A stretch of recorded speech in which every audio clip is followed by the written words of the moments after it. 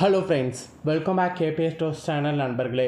இன்றைக்கி இந்த வீடியோவில் மிக முக்கியமான எச்சரிக்கையான ஒரு ஜோதிட தாள்களை தான் இப்போ இந்த வீடியோவில் அதிரடியாக பார்க்க போகிறோம். ஜோதிட தாள்களை அதிரடியாக பார்க்கறதுக்கு முன்னாடி எதை பற்றிய ஜோதிட தாள்களை பார்க்க போகிறோம், என்ன மாதிரியான ஜோதிட தாள்கள் அப்படிங்கிறத இன்ட்ரோவில் ஃபஸ்ட்டு தெரிஞ்சுக்குங்க. அதுக்கப்புறம் மற்றதை இந்த வீடியோவில் அதிரடியாக பார்க்கலாம். தற்போது மிகவும் முக்கியமான தமிழ் மாதத்தில் முதல் மாதமான சித்திர மாதமானது பிறந்து நடந்துட்டுருக்குங்க. சித்திர மாதத்தில் நிறைய கிரக மாற்றங்களானது ஏற்படும். அந்த கிரக மாற்றங்கள் ஏற்படுறதுனால ஒவ்வொரு ராசிக்காரங்களுக்கும் தலையெழுத்து மாறும்.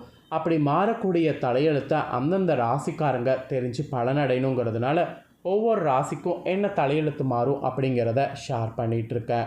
அதில் இன்றைக்கி இந்த வீடியோவில் மீன ராசிக்கு ஷேர் பண்ண போகிறேன்.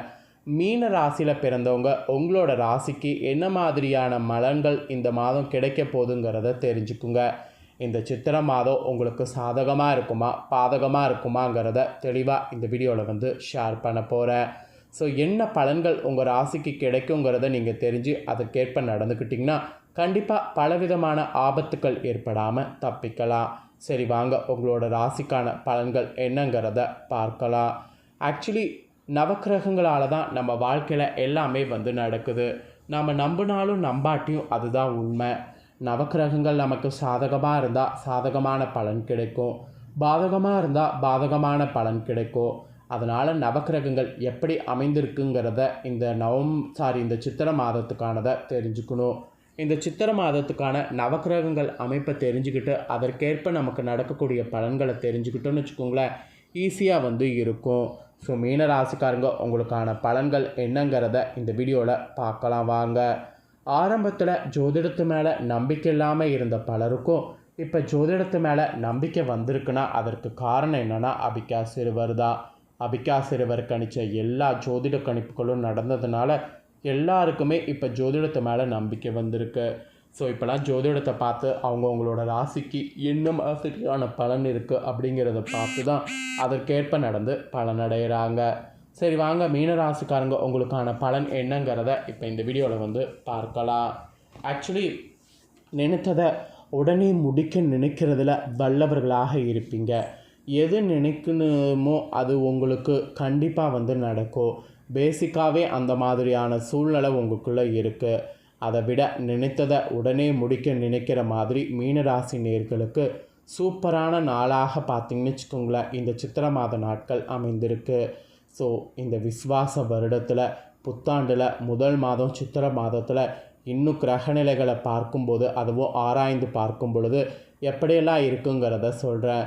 மாத தொடக்கத்தில் உங்கள் ராசிநாதன் குருவானவர் சுக்கிரன் வீட்டில் பரிவர்த்தனையோடு யோகம் பெற்று சஞ்சாரம் செய்கிறாரு.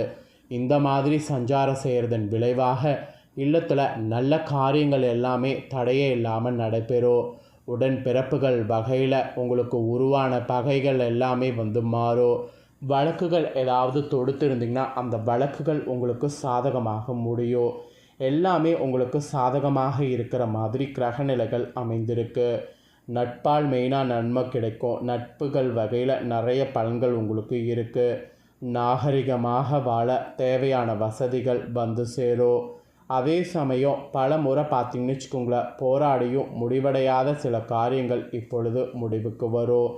மெயினாக இடம் பூமி சம்மந்தப்பட்ட வகையில் பத்திரப்பதிவில் இருந்த தடைகள் அகலும். உடல் நலத்தில் மட்டும் கூடுதல் கவனம் செலுத்தணும். இல்லைன்னு வச்சுக்கோங்களேன், உடல் நலத்தில் பாதிப்பு ஏற்படும். மற்றபடி இந்த மாதம் நீங்கள் நினைக்கிற மாதிரி தான் எல்லாமே இருக்க போகுது. ஸோ இந்த மாதத்தில் மற்ற கிரகங்களால் என்னென்ன பலன்கள் உங்களுக்கு கிடைக்க போகுதுங்கிறத எக்ஸ்பிளைன் பண்ணுறேன். மற்ற கிரகங்களால் உங்களோட ராசிக்கு என்ன பலனை நீங்கள் பெற போகிறீங்கிறத தெரிஞ்சுக்குங்க. ஃபஸ்ட்டு குரு சுக்கிர பரிவர்த்தனையால் என்ன பலன் கிடைக்குங்கிறத ஷேர் பண்ணுறேன், தெரிஞ்சுக்குங்க. சித்திரை 1ஆம் தேதி முதல் 27ஆம் தேதி வரை குரு சுக்கிர பரிவர்த்தனையானது இருக்குது.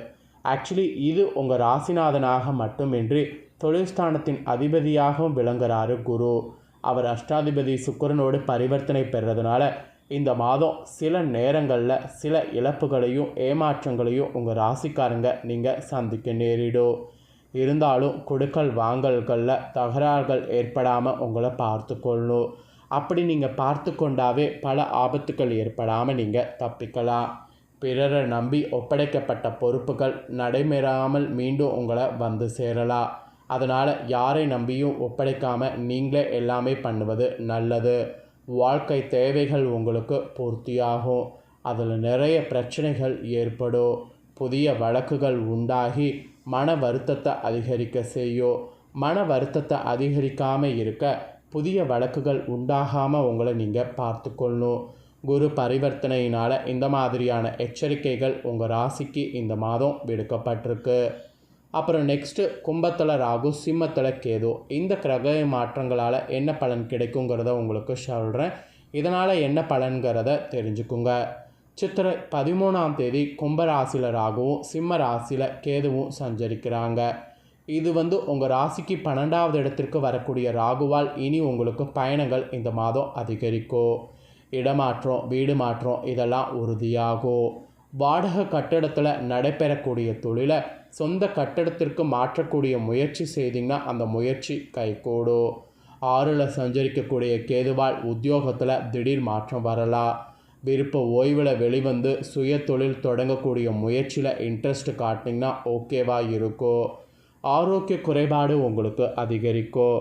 எனவே அலைச்சலை குறைத்து கொள்வதோடு ஆகாரத்தில் கட்டுப்பாடு செலுத்துவது நல்லது. அப்போ தான் உங்களுக்கு நல்லது நடக்கும். இல்லைனா கண்டிப்பாக நீங்கள் நினைக்கிற மாதிரி நிறைய ஆபத்துக்கள் பார்த்திங்கன்னு வச்சுக்கோங்களேன் வந்துவிடும். இந்த கிரக மாற்றங்களால் இந்த மாதிரியான பலன் கிடைக்கும் என்பது உங்களுக்கு எச்சரிக்கையாக குறிப்பிடப்பட்டிருக்கு. அப்புறம் மேசத்தில் புதன் சஞ்சாரம். இதனால் என்ன பலன் கிடைக்குங்கிறத சொல்கிறேன், நோட் பண்ணிக்கோங்க. சித்திரை 17ஆம் தேதி மேசராசிக்கு புதன் செல்கிறாரு. அங்கே இருக்கக்கூடிய சூரியனோடு இணைந்து புத ஆத்திய யோகத்தை உருவாக்குறாரு.